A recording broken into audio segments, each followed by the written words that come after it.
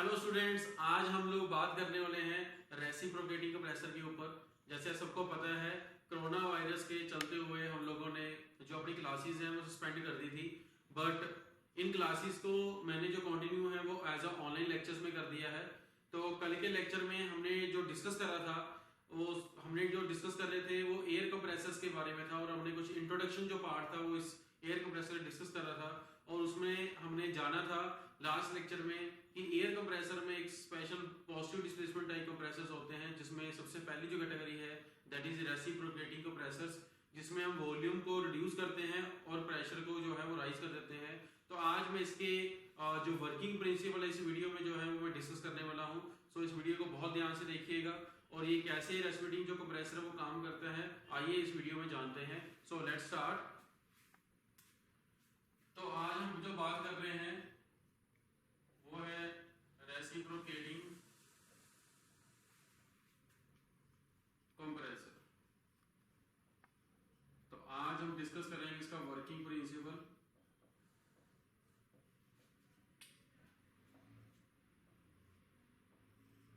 तो मैं आपको बताना चाहता हूं कि इसमें जो वर्किंग है वो सिंगल स्लाइडर जो चेन होती है उसके ऊपर काम ये करता है।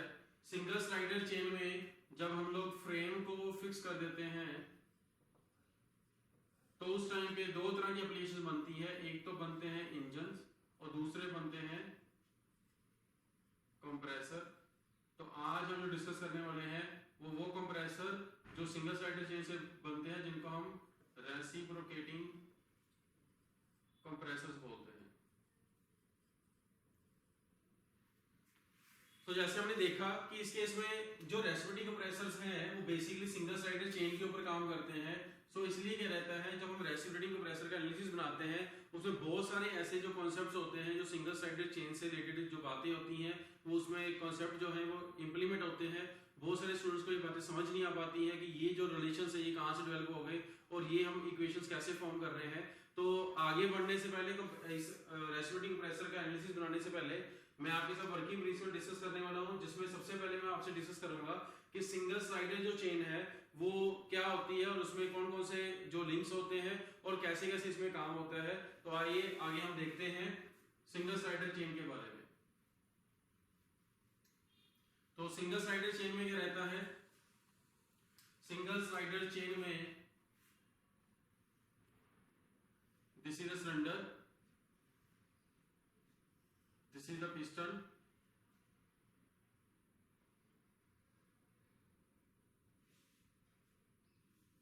this is connecting rod and this is crank.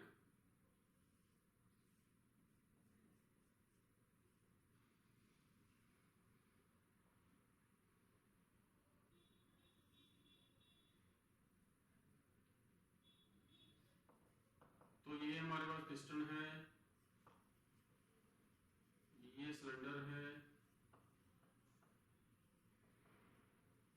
ये कनेक्टिंग रोड है, इसको कपलर भी बोला जाता है, और ये जो हमारे पास है this is the crank.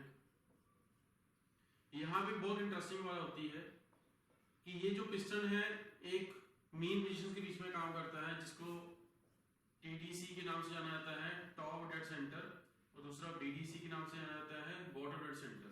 Means top dead centre इसको टीडीसी बोलते हैं और बीडीसी को हम लोग बोलते हैं bottom dead centre.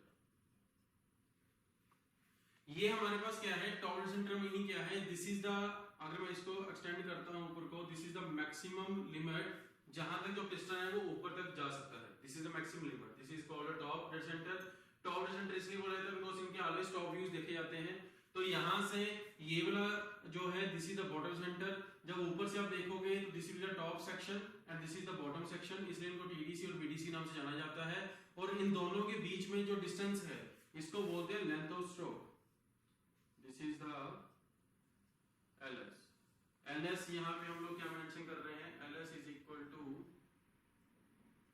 Length of stroke. मे भी आपने बुक्स में देखे तो एल के नाम से जाना जाता है, तो ये मैंने अपनी नोटेशन के हिसाब से चल रहा हूं। अब देखो सिंपल सी बात क्या है कि यहाँ पे अगर सपोज इस सिलेंडर का जो डाया है वो D है, तो अल्टीमेटली सी बात है कि यहाँ पे जो एरिया है वो कैलकुलेट करा जा सकता है कि यहाँ कितना एरिया है।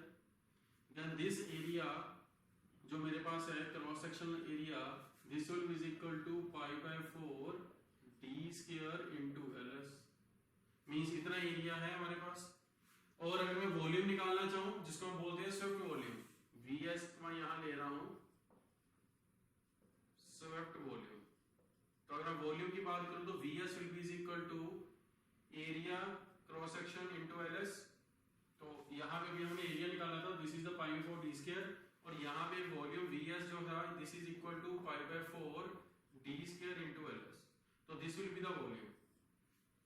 यहाँ जो हमने लिखा था वो ls नहीं आएगा बिकॉज़ एरिया है, एरिया क्रॉस सेक्शनल है तो पाई बाय 4 इनटू d स्क्वायर ही रहेगा। जब उस एरिया को हम मल्टीप्लाई कर देते हैं then it will become a swept volume. और यहाँ पे जो टर्म्स हमारे पास काम आएंगी वो स्वेप्ट वॉल्यूम वाली जो टर्म है वो ज्यादातर काम आती है, तो यहाँ हमने ऑलवेज ध्यान रखना है। अब क्या होगा कि अगर मैं मान लेता हूँ कि इतने एरिया में जितनी भी एयर एंट्रैप्ड है, क्योंकि अब एयर कंप्रेसर में क्या होगा, हमने इसको बताया था एयर को हम लोगों ने क्या करना है, एयर को हम लोग कंप्रेस करेंगे और उसका प्रेशर राइज कर देंगे। तो यहाँ क्या होगा, वॉल्यूम चेंज करके कंप्रेस करके जितना वॉल्यूम एंट्रैप्ड है सारी जो बात है उसी पॉइंट के ऊपर डिस्कस हम लोग करते हैं। तो इसलिए ये वॉल्यूम जानना बहुत जरूरी होता है कि कितना वॉल्यूम जो है वो हम लोगों ने स्वीप करा हुआ है। और सबसे इम्पोर्टेंट बात, अब इस केस में होता क्या है कि ये जो पिस्टन है, अगर हम लोग बात करते हैं, मैं इसको डिफरेंट कलर से हाईलाइट कर देता हूं, दिस इज आवर पिस्टन। ये जो पिस्टन है अब ये क्या करेगा, ये लीनियर मोशन ट्रैवल करेगा बिलो से अप, डाउन और टूवर्ड्स द अपवर्ड, मतलब TDC से BDC और आइदर BDC से TDC, मतलब ज्यादा TDC से BDC चलेगा तब भी लीनियर मोशन, BDC से TD चलेगा तब भी लीनियर मोशन। बट एक चीज यहाँ पे ध्यान रखना, यहाँ पे क्या है, लेट अस सपोज मैं यहाँ मान लेता हूँ this position is the A1 position, then मेरे को पता है अब इस केस में क्या होता है, जब ये लीनियर मोशन ट्रेवल करते हैं तो क्रैंक जो है वो रोटेट करती है। तो अगर ये क्रैंक मेरे पास यहाँ पे रोटेट कर रही है, अगर ये A1 पोजीशन थी तो मैं मान लेता हूँ कि यहाँ पे मेरे पास कोई B1 पोजीशन है। जब ये A1 पोजीशन जो है वो इस जगह पे आ जाती है और यहाँ पे भी मेरे पास जो पॉइंट बन जाता है, let us suppose this point is the A point, तो this point will become B, और यहाँ जो एंगल है वो कितना हो जाता है, थीटा हो जाता है। मतलब जब ये A1 से A डिस्टेंस ट्रेवल कर लेगा तो यहाँ जो एंगल टर्न्ड है वो मेरे पास थीटा है। अब नेक्स्ट मेरे पास क्या होगा, जब ये A पोजीशन से लेके A2 पोजीशन तक आ जाएगा तो सिमिलरली जो B जो है वो भी कहां तक आ जाएगा, this will be the at the B2 position. अब इस केस में मान लेते हैं कि यहाँ पे A1 से लेके A2 तक सक्शन हो रहा था, तो अब जो क्रैंक है वो B1 से लेके B2 तक चल पड़ेगी। अब इस केस में स्पेशल ध्यान में रखना है कि यहाँ पे अब क्या होगा, जो क्रैंक है उसको हम लोग इनपुट देते हैं बाहर से, जैसे हमने कल भी डिस्कस करा लेक्चर में कि जो कंप्रेसर्स हैं वो ऑलवेज वर्क इनपुट जो है उसको मांगते हैं, मतलब वर्क इनपुट मिनिमम उनको सप्लाई करना ही पड़ेगा। जब तक वर्क इनपुट सप्लाई नहीं करोगे तब तक कंप्रेसर नहीं चलेगा। तो इस मशीन में क्या है कि हम इसको एंगुलर स्पीड जो है सप्लाई करते हैं। जब एंगुलर स्पीड हम लोग सप्लाई करते हैं तो ये पिस्टन जो है लीनियर डिस्टेंस जो है ट्रेवल करता है। तो लेट अस सपोज हमने इसको क्या करा, बाहर मोटर हमने सप्लाई दिया, और इस केस में निकालना यही होगा कि कितनी पावर की मोटर हमें देनी पड़ेगी सो दैट जो कंप्रेसर है वो हमारा आराम से चलता रहे।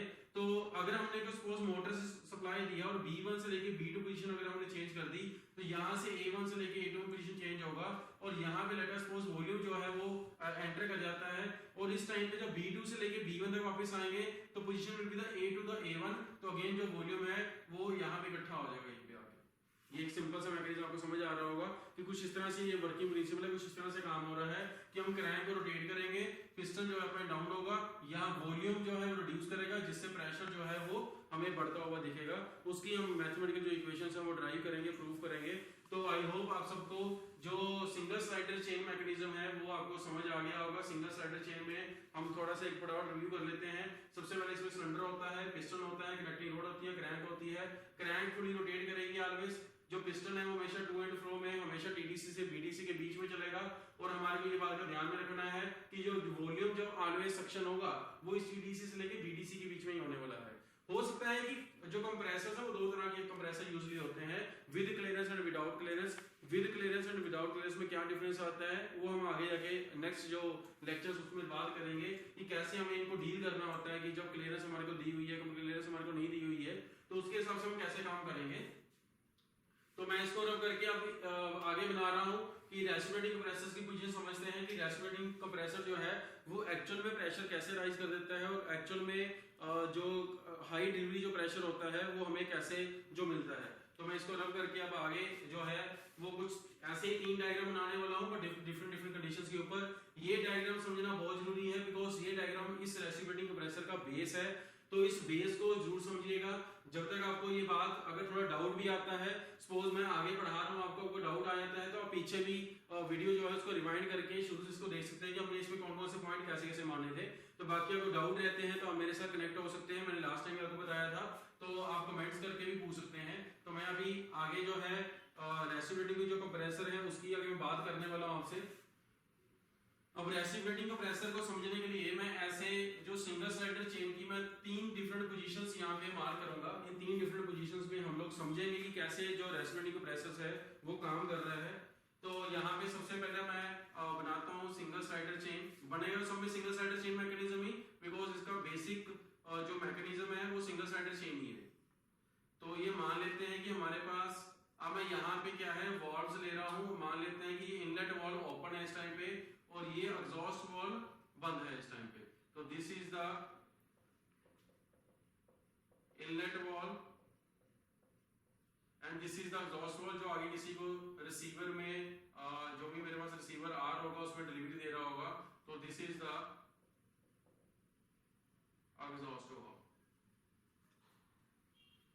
अब ये वाल्व ओपन है और अब इस टाइम पे हम ये मान रहे हैं कि ये जो पिस्टन है ये डाउनवर्ड मोशन की तरफ ले चल रहा है, मतलब डाउनवर्ड पोजीशन ये फॉलो कर रहा है इस टाइम पे। तो this will be the case. तो कुछ इस तरह से सिचुएशन बना लेते हैं कि हमारे पास ये जो है ये इस तरह से रोटेट कर रहा है और इस टाइम पे जो मेरे पास पोजीशन है, तो ये क्रैंक हम लोग अपने से रोटेट कर रहे हैं। ओमेगा हमने इसको सप्लाई करा हुआ है, रोटेशनल स्पीड हम इसको दे रहे हैं। तो पिस्टन जो यहाँ पे लेट अस सपोज टीडीसी उसकी पोजीशन थी, उससे चलने के बाद किसी एक्स पोजीशन तक जो है वो मूव कर चुका हुआ है, मतलब इतना डिस्टेंस ये नीचे को चल चुका है। अगर इतना डिस्टेंस चल चुका है, अब क्या होगा शुरू में देखो क्या होगा। सबसे पहले इन्होंने बात समझने वाली है। स्टार्टिंग में क्या होगा, जो पिस्टन यहाँ पे होगा तो इनसाइड का pressure P inside P outside equal होंगे literally equal to P ATM। ये बात समझ पा रहे हैं कि जब मेरे पास यहाँ पे TDC होगा, TDC पे ये क्या करेगा कि यहाँ पे जो मेरे पास अभी एयर एंट्रैप्ड होगी, वो जो भी एयर होगी उसका एटमॉस्फेयर इनसाइड प्रेशर मान लेते हैं और बाहर का आउटसाइड प्रेशर है। तो दोनों प्रेशर के जो इक्वल होंगे वो दोनों P ATM के इक्वल होंगे। आपको पता है जब भी मेरे पास सक्शन होगा या कोई प्रोसेस है उसमें प्रेशर डिफरेंस मेंटेन करना बहुत जरूरी है। मैकेनिकल इंजीनियरिंग में हम फोर्स से रिलेटेड बात नहीं करते हैं, फोर्स से रिलेटेड एरिया से रिलेटेड बातें करते हैं। तो यहाँ पे प्रेशर जो है वो बहुत बड़ा रोल प्ले करता है। जैसे ही पिस्टन जो है वो टीडीसी से एक्स की तरफ आना शुरू हो गया और फर्दर इसमें लास्ट कहां तक आना है, मैक्सिमम इसकी जो पोजीशन है this is the BDC position, जहां तक इसने आना है। तो यहाँ आप समझो कि जब यहाँ पे ये पिस्टन डाउनवर्ड आना शुरू करेगा तो क्रैंक जो है मैंने मान लिया कि यहाँ से लेके इस पोजीशन से इस पोजीशन तक, बी पोजीशन तक, ये ए मान लेते हैं, this is A position, B position, this is C position, यहाँ तक जो है ये मूव कर चुका है। क्रैंक हमने रोटेट कर दी, पिस्टन जब डाउनवर्ड चलना शुरू हो गया तो अल्टीमेटली सी बात है यहाँ पे क्या होगा, प्रेशर का ड्रॉप हो जाएगा। प्रेशर के ड्रॉप होने से क्या होगा, एयर का सक्शन होना शुरू हो जाएगा, there will be a suction of air.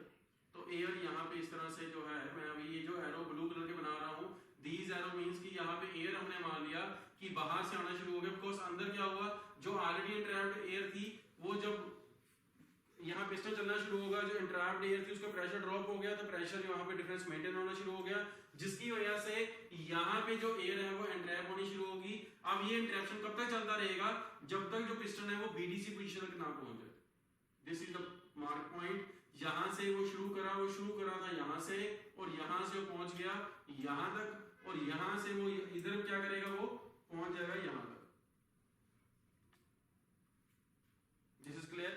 This cycle represents कि हमारे पास क्या हो रहा है, इस टाइम पे सक्शन हो रहा है। आई होप आप सबको ये बात पूरी अच्छी तरह समझ आ गई होगी। आगे बढ़ते हैं, आगे समझते हैं। सेम ये दोबारा से बनाते हैं हम लोग। पोजीशन थोड़ी सी हमारे को चेंज समझनी है इसकी, और मैं मान लेता हूँ ये सब सिलेंडर्स के बीडीसी एक जगह पे ही है और टीडीसी जो है वो एक जगह पे ही है, और ये इनके जो सिलेंडर हेड है वो भी एक जगह पे साइकिल है या जो स्लाइडर कैन चेन मैकेनिज्म वो तो एक ही रहना है। तो अब हमारे पास क्या है कि दिस इज द, यहीं पे हिंज चल रहा है। अब मेरे पास मान लेता हूँ कि यहाँ पे अब जो है वो कंप्रेशन होनी शुरू होगी, कि मैं अभी ये केस जो बना रहा हूँ this is the case of compression. पहले हमने जो केस बनाया this is the case of suction. तो अब ये मेरे पास जब कंप्रेशन हो चुकी है तो अल्टीमेटली सी बात है कि यहाँ पे अब मेरे पास क्या होगा,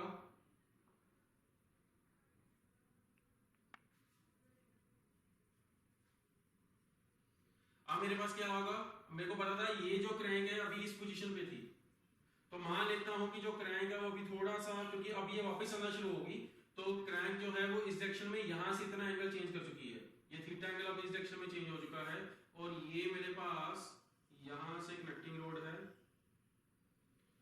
अब मेरे पास क्या हो रहा है, अब ये क्रैंक अब इस पोजीशन में जा रही है, बिकॉज इसने इस पोजीशन से, चाहे मार्किंग कर लेते हैं, this is the B1, this is the B2, और B1 से B2 के टाइम पे सक्शन हो रहा था, मींस दिस एरिया वाज, जो हम कर रहे थे इस टाइम पे देयर वाज सक्शन, और इस टाइम पे अब मेरे पास B2 और ये पोजीशन पॉइंट B है, जो B2 से B की तरफ जाना शुरू हो रहा है, दोबारा B1 को मैच करेगा जाके ये। तो अब क्या होगा, अब ये पिस्टन जो है वो अपवर्ड चलना शुरू हो गया। जब पिस्टन अपवर्ड चलना जा रहा है तो यहाँ पे दोनों के दोनों वॉल्व जो हैं वो क्लोज्ड हैं, दोनों में से कोई भी वॉल्व अभी ओपन नहीं है हमारे पास। तो अब क्या होगा, यहाँ पे एयर ऑलरेडी एंट्रैप्ड थी, यहाँ एयर ऑलरेडी थी मेरे पास। अब ये एयर क्या करेगी, जब ये पिस्टन चलना शुरू हो जाएगा, ये एयर जो है वो उसमें कंप्रेस होना शुरू हो जाएगी, बिकॉज हमें पता है ये पोजीशन मेरी सेम रहेगी, एयर को जो है वो, अब यहाँ से वॉल्व भी बंद है, तो अब एयर जो है वो कंप्रेस होना शुरू हो जाएगी। तो एयर कंप्रेस होके हल्का जैसे पिस्टन ऊपर चलता रहेगा, एयर भी कंप्रेस होती रहेगी, एयर भी कंप्रेस होती रहेगी। तो नेक्स्ट पोजीशन बनाते हैं, दिस इज द कंप्रेशन।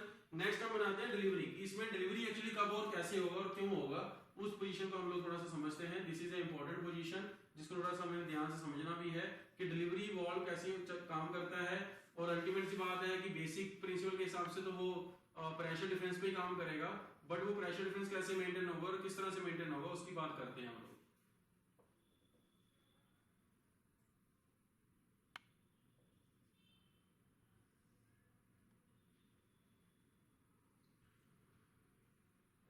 तो ये हम लोग again same situation, same TDC BDC conditions बना के, और हम लोग यहाँ पे this is a centre line, this is a line, this is a line, और यहाँ पे हम लोग बना रहे हैं, और ये मेरे पास जो क्रैंक रोटेट कर रही है, और यहाँ से अब क्या हो रहा है, अब लेट अस सपोज जो पिस्टन है वो यहाँ तक कहीं पे पहुंच चुका है मेरे पास, this is the piston position.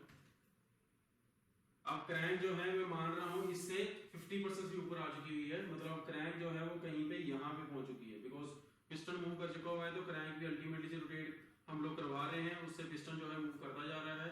तो इस पोजीशन के हिसाब से this is the crank position, ये पॉइंट बी है, ये पॉइंट ए है, एज पर द इनिशियल जो हमने नोटेशन से लिया था, और यहीं से जो क्रैंक है वो हमारे पास फिक्स भी है, यहाँ पे भी जो क्रैंक है वो फिक्स ही चल रही है।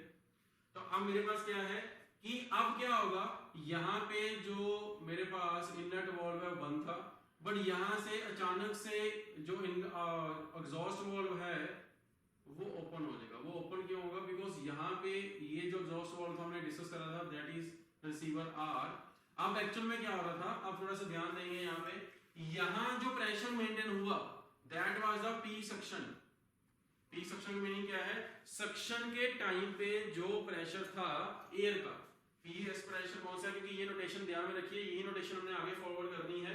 पी सक्शन मेरे पास कौन सी पोजीशन है, मींस वो प्रेशर जो एयर का प्रेशर था वो यूजुअली किसके इक्वल होता है, वो एटीएम के इक्वल माना जाता है, पर हर बार ऐसा नहीं होता है। कई बार ऐसा होता है प्रेशर के ड्रॉप की वजह से प्रेशर कम हो जाता है, जेट एटमॉस्फेरिक कंडीशन चेंज हो जाती है, it depend upon the case कि सक्शन कंडीशन कैसी है, वो प्रेशर हो गया पी सक्शन। और यहाँ पे रिसीवर में जो मेंशन था pressure that was the P delivery, this is the PD that is the P delivery. P suction का पीएस का मतलब पी सक्शन है, मतलब सक्शन प्रेशर है, और यहाँ पीडी का मतलब है डिलीवरी प्रेशर है।